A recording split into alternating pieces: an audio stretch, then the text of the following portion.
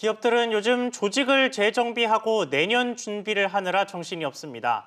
지난주 조직 개편을 마무리한 삼성전자는 오늘부터 부문별 글로벌 전략회의를 열고 내년 계획을 확정합니다. 현대차그룹은 정의선 회장 취임 후 첫 임원 인사를 하는데 대대적인 세대 교체가 전망됩니다. 관련해서 취재기자와 이야기 나눠보겠습니다. 최나리 기자 나왔습니다.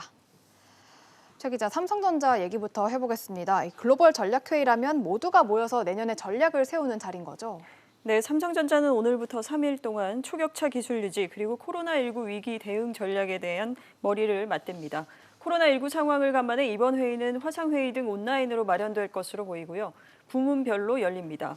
오늘 IT 모바일 부문, 그리고 내일 TV 생활 가전 등 소비자 가전 부문, 그리고 모레는 반도체 부문 등의 순입니다. 대표 중심의 그 부문별 회의여서 이재용 부회장은 참석하지 않을 것으로 보입니다만 지난해에는 회의 직후 이 부회장이 오찬을 겸한 사장단 회의가 열리기도 했습니다.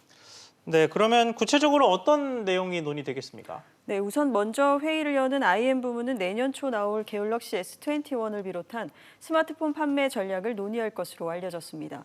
코로나19로 인해 당초 계획이 수정됐던 중저가 외주 제작과 관련한 전략도 어떤 것이 나올지 주목됩니다.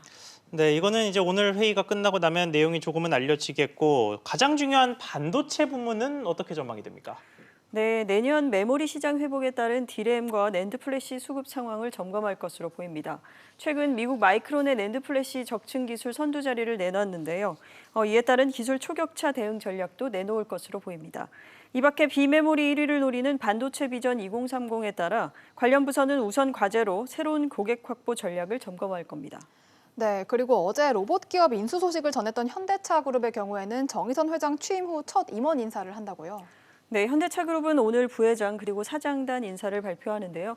부회장 4명 가운데 정몽구 명예회장을 보좌했던 2명이 물러날 것으로 보입니다. 정 명예회장이 수건산업인 현대차 글로벌 비즈니스 센터 건설을 주도했던 정진행 현대건설 부회장과 MK의 남자로 불렸던 김용환 현대제철 부회장입니다. 스마트 모빌리티 그룹으로 전환의 속도를 내고 있는 정의선 회장이 이런 사업 확장에 맞춰서 본격 세대 교체에 들어간 것으로 풀이가 됩니다.